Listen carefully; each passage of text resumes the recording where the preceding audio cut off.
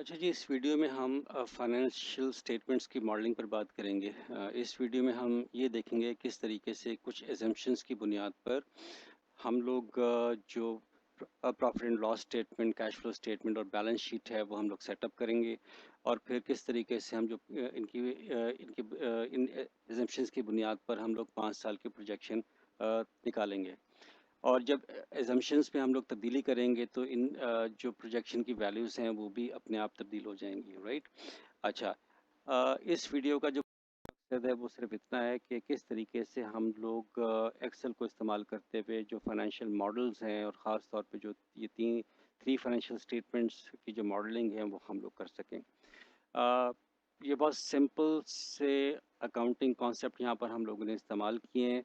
Real time के अंदर ज़ाहिर है कि बहुत कॉम्प्लेक्स अकाउंटिंग जो कॉन्सेप्ट होते हैं वो हम लोग इस्तेमाल करते हैं।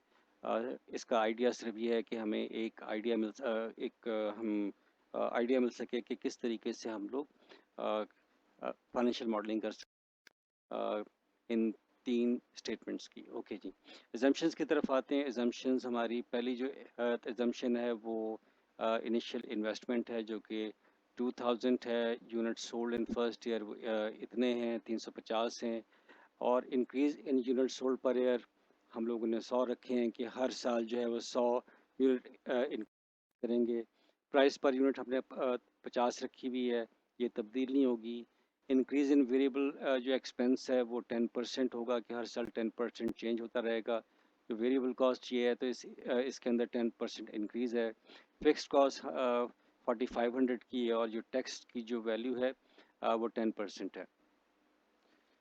अच्छा जी, अब हम इन एजम्पशंस को इस्तेमाल करते हुए हम क्या करेंगे कि जो पहले साल की जो स्टेटमेंट्स हैं उनको हम लोग मॉडल करेंगे। अच्छा जी, हमने करना क्या है कि मॉडल्स की वैल्यूज़ के सेल रेफरेंस को हम लोगों ने इस्तेमाल करना है, राइट।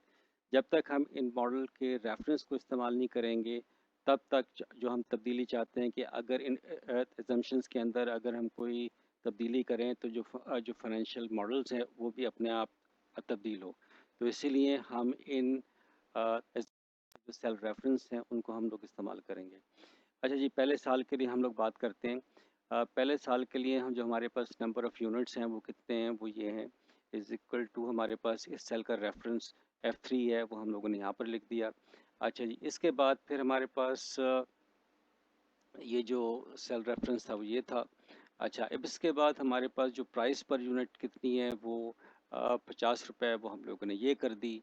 अच्छा जी, अब हमारे पास जो सेल्स है, ज़ाहिर है कि सेल्स क्या है कि हम लोगों ने प्राइस को मल्टीप्लाई करना है यूनिट के साथ। तो ये मैंने प्राइस मल्टीप्लाई किया इसके साथ, तो ये मेरे पास इतनी जो सेल आ गई, राइट। अच्छा, अब जो मेरे पास वेरिएबल कॉस्ट है, वेरिएबल कॉस्ट कितनी है, वेरिएबल कॉस्ट इस सेल के अंदर पड़ी है जो कि 3500 रुपये।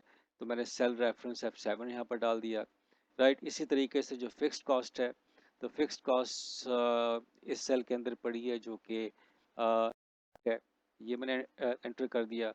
अब मेरे पास जो टोटल कॉस्ट आ गई, टोटल कॉस्ट आ गई ये, और प्लस हम लोगों ने किया ये, ठीक है। तो ये मेरे पास टोटल कॉस्ट आ गई। अब जो ग्रॉस अर्निंग है वो हमारे पास क्या है कि सेल्स माइनस टोटल कॉस्ट। तो ये मेरे पास सेल्स है, ये मेरे पास जो टोटल कॉस्ट है वो ये आ गई। तो मेरे पास जो ग्रॉस अर्निंग है वो ये आ गई। अब जो टैक्स है वो भी टैक्स भी हमें कैलकुलेट करना है, लेकिन ये टैक्स हमारी एजम्पशन में 10% दिया हुआ है। तो इसी का सेल रेफरेंस हम लोग यहाँ पर इस्तेमाल कर लेते हैं। तो टैक्स के साथ यहाँ पर हम लोगों ने इज इक्वल टू ये किया, तो हमारे पास क्या आ गया, ये 10% आ गया। अब हम लोगों ने क्या करना है कि ग्रॉस अर्निंग को इसके साथ मल्टीप्लाई करना है। तो मैंने इस सेल वैल्यू को मैंने मल्टीप्लाई किया किसके साथ, मैंने मल्टीप्लाई किया 10% के साथ। तो मेरे क्या आ गई, 950 वैल्यू आ गई, राइट। तो 950 रुपये कि मेरे पास जो है वो टैक्स की आ गई। अब मेरे पास जो अर्निंग है, अर्निंग कितनी है, अर्निंग मेरे पास ज़ाहिर है कि ग्रॉस अर्निंग माइनस टैक्स। तो ये मेरे पास ग्रॉस अर्निंग आ गई और ये मेरे पास, इसको मैंने टैक्स के माइनस तो ये मेरे पास जो पहले साल की जो प्रॉफिट एंड लॉस स्टेटमेंट है वो मेरे सामने है। अच्छा, अब इसी तरीके से अब हम कैश फ्लो पे बात कर लेते हैं। कैश फ्लो पहले साल की, कैश फ्लो पहले साल की ये है कि कैश हमारे पास जो इनिशियल इन्वेस्टमेंट थी वो कितनी थी, वो 2000 थी।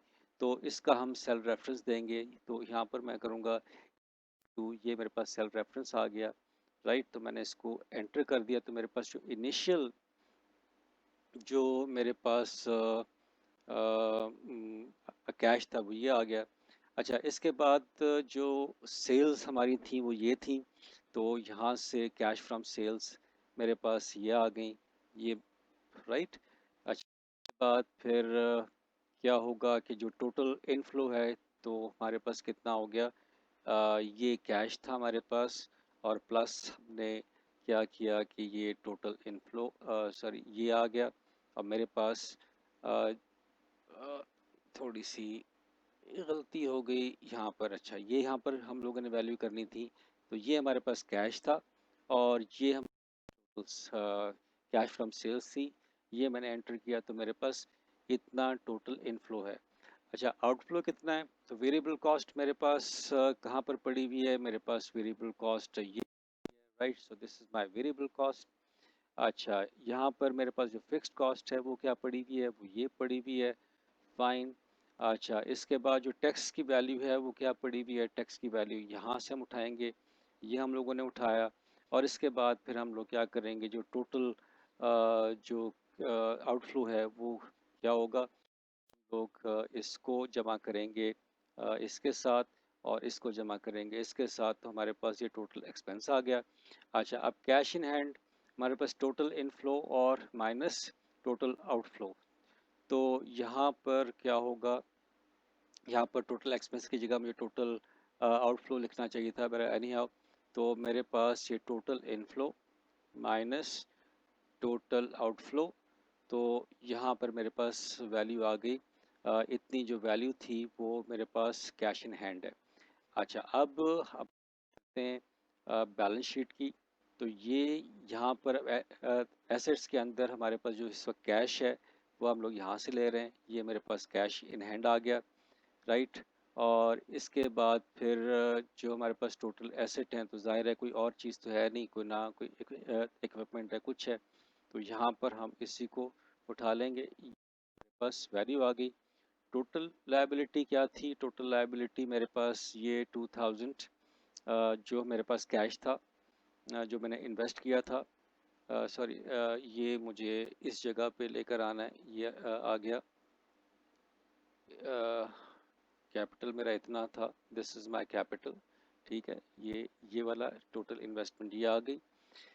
अर्निंग मेरी कहाँ पर पड़ी हुई है, अर्निंग मेरी पड़ी हुई है प्रॉफिट एंड लॉस स्टेटमेंट के अंदर। ये मेरे पास 8 ये मेरी अर्निंग है। तो इस जगह पे मैंने क्या कर दिया, मैंने इसकी अर्निंग कर दी।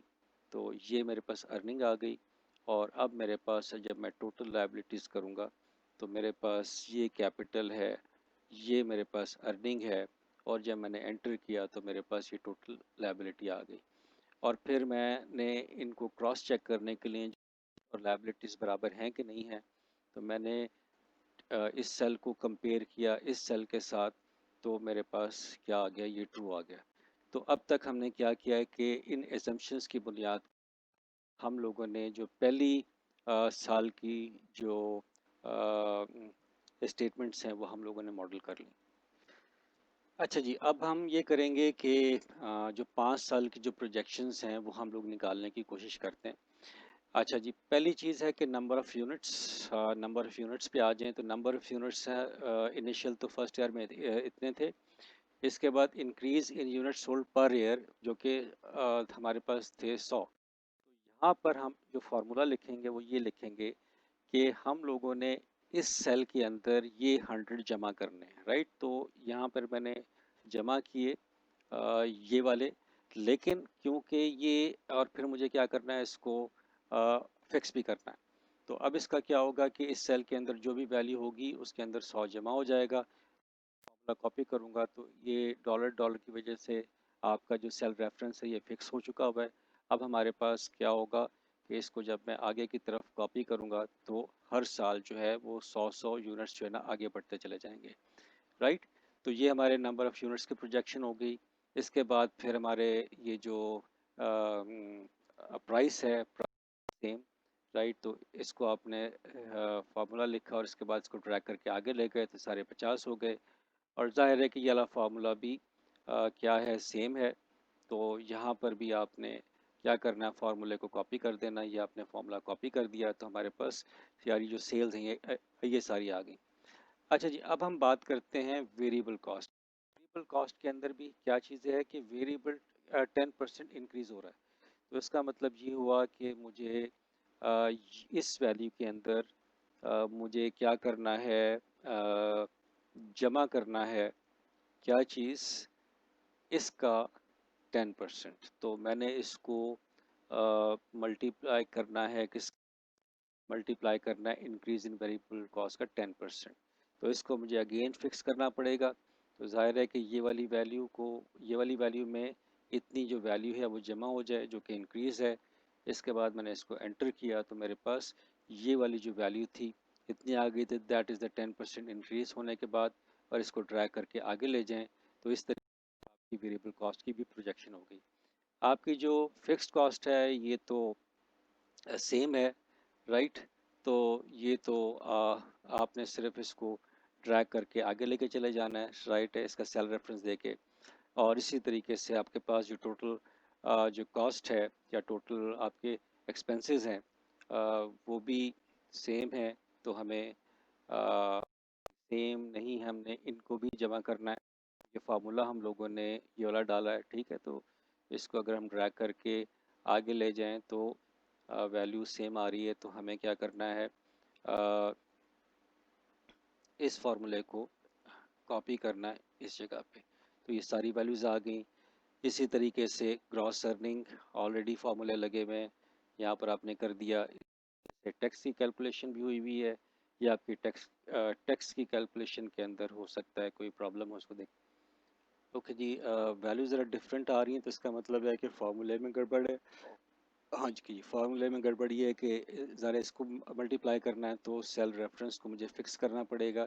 ये कौन सा है, C25 पर है, ये C है और ये 25 है। तो मुझे इसको मुझे फिक्स करना है।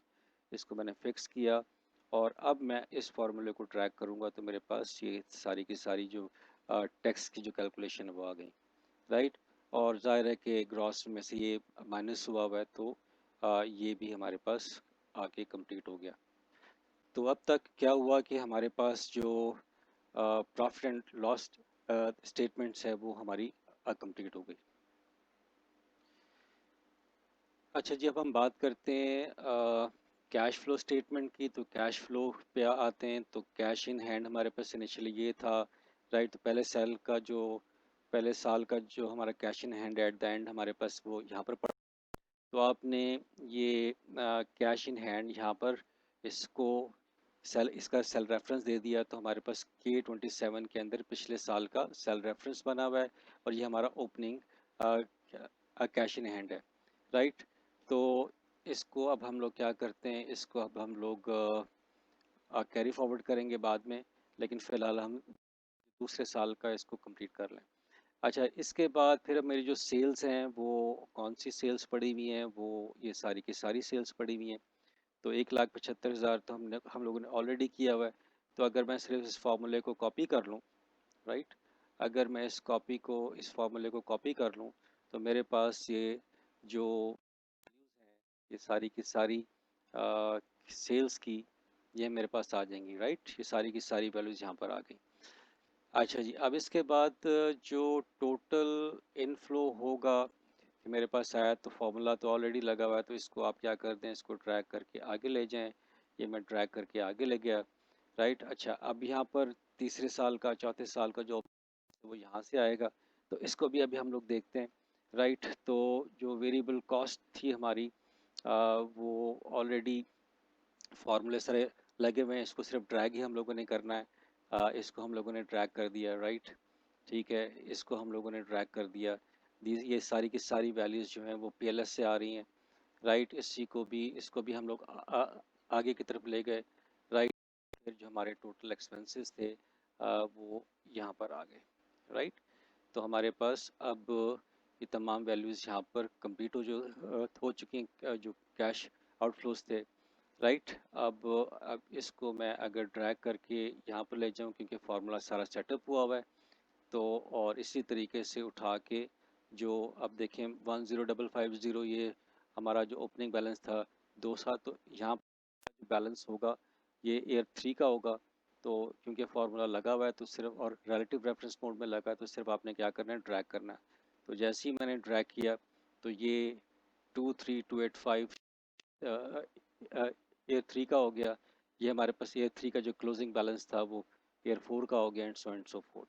अच्छा, ये तो हमारी अब कैश फ्लो स्टेटमेंट भी क्या हो गई, कंप्लीट हो गई। अब हम बात करते हैं हमारे कैश सॉरी बैलेंस शीट की। अच्छा जी, बैलेंस शीट के अंदर हमारे पास जो कैश है, ज़ाहिर है हमारा एट द एंड, तो ये वाली जो सारी फिगर है, ये जो कैश इन हैंड, ये यहाँ पर आ जाएगा हमारे पास ऑलरेडी। जो अच्छा, जो कैश इन हैंड हमारे पास ये है, तो ऑलरेडी हम लोगों ने यहाँ पर फार्मूला ऑलरेडी यहाँ पर लगाया। हमने इसको क्या करना है, क्योंकि रिलेटिव मोड में इसको ड्रैग करके यहाँ पर ले जाएं। अच्छा जी, ये हमारे पास तमाम की तमाम जो थी वैल्यूज़ आ गई कैश इन हैंड की। और हमारे पास क्योंकि और कोई एसेट नहीं है और टोटल एसेट हमारे पास कैश ही है, तो इसको उठा के हम इस के आगे ले जाएं, तो ये मेरे पास टोटल एसेट आ गए। अच्छा जी, अब हम बात करते हैं इक्विटी की। इक्विटी तो ये तो आपकी अब सेम है, राइट। तो इस फार्मूले के अंदर हम क्या कर लें, इसको फिक्स कर लें और इसको ड्रैग करके, ये हमारी इनिशियल इन्वेस्टमेंट थी और इसको हम लोगों ने ड्रैग कर दिया, तो this will be the same. अच्छा जी, अब कर लें अर्निंग के अंदर हमारी जो रिटेन्ड अर्निंग है, ये जो अर्निंग है ये क्यूमुलेटिव होती जाएगी। तो यहाँ पर हम लोग जो फार्मूला लिखेंगे, अच्छा जी, अब हम अ, इस जगह के ऊपर अब हम वैल्यू जो फार्मूला लिखेंगे वो रिटेन्ड अर्निंग का होगा, कि इसके अंदर हम लोग, एक तो हमें ये वाली वैल्यू चाहिए, राइट, क्योंकि ये लास्ट ईयर है, और इसके बाद फिर हम इसको जमा करेंगे हमारी ये वाली वैल्यू जो कि अर्निंग की है। This is our earning, okay fine. ये वाली वैल्यू हम लोगों ने एंटर की, राइट। और इसके बाद फिर हम लोगों ने क्या करना है, इसको ड्रैग करके इधर ले जाएं और फिर इसको ड्रैग करके यहाँ पर ले जाएं, राइट। तो हमारे जो वैल्यूज़ हैं एसेट्स की और लाइबिलिटीज़ की, इनको क्रॉस चेक कर लें, क्योंकि फार्मूला हम लोगों ने लगाया हुआ है कि ये वाली ये सेल की वैल्यू और ये इस सेल वैल्यू की वैल्यू बराबर है कि नहीं है। अब इसको हम क्या करें, इसको ट्रैक करके अगर हम यहाँ पर ले जाएं, तो ये तमाम की टोटल एसेट्स और टोटल लाइबिलिटीज़ हैं बराबर हैं, राइट। तो ये हमारा एक बेसिक कॉन्सेप्ट था कि जिस तरीके से हम लोग एजम्पशंस की बुनियाद पर किस तरीके से जो हमारी प्रोजेक्शन है वो हम लोग कर सकते हैं। अच्छा जी, एक चीज़ और करके देख लेते हैं, और वो सिर्फ ये है कि अगर हम इनिशियल इन्वेस्टमेंट को चेंज करते हैं, फॉर एग्जांपल इनिशियल इन्वेस्टमेंट को 5,000 कर देते हैं, फॉर एग्जांपल ये मैंने 5,000 कर दिया, तो जाहिर है कि इनकी इसकी बुनियाद के ऊपर कुछ वैल्यूज़ जो हैं वो तब्दील होंगी। कैपिटल जो था ये 5,000 हो गया, जो वैल्यूज़ थी वो हो गई। इसी तरीके से अगर मैं ये कह दूँ कि इंक्रीज़ जो है वो 100 के बजाय मैं इसको 200 के ऊपर लेके जा रहा हूँ, कि 200 जो हैं वो हम लोग जैसे ही 200 इंक्रीज़ करेंगे, तो हमारी जो प्रोजेक्शन में जो वैल्यूज़ हैं, यहाँ पर देखें कि यहाँ पर 200 एडअप हो रहा है, उसी तरीके से सेल्स पर भी आपका फ़र्क पड़ेगा। इसी तरीके से ये वाली जो वैल्यूज़ हैं, ये भी आपकी तब्दील होती चली जाएंगी। तो जो जो इम्पेक्ट आप यहाँ पर हम लोगों ने सेल रेफरेंस की बुनियाद पे दिया हुआ है, जैसे जैसे एजम्पशंस को तब्दील करते जाएंगे, वैसे वैसे जो हमारी वैल्यूज़ हैं वो तब्दील होते चले जाएंगी, राइट। सो ये हमारा एक बेसिक फ्रेमवर्क था कि किस तरीके से हम एक्सेल को इस्तेमाल करते हुए, तो जो फाइनेंशियल मॉडलिंग है, तीन जो cash flow statement, balance sheet और जो हमारी PLS profit and loss statement है कि किस तरीके से मॉडल कर सकते हैं। आई होप कि यू हैव एंजॉयड इट।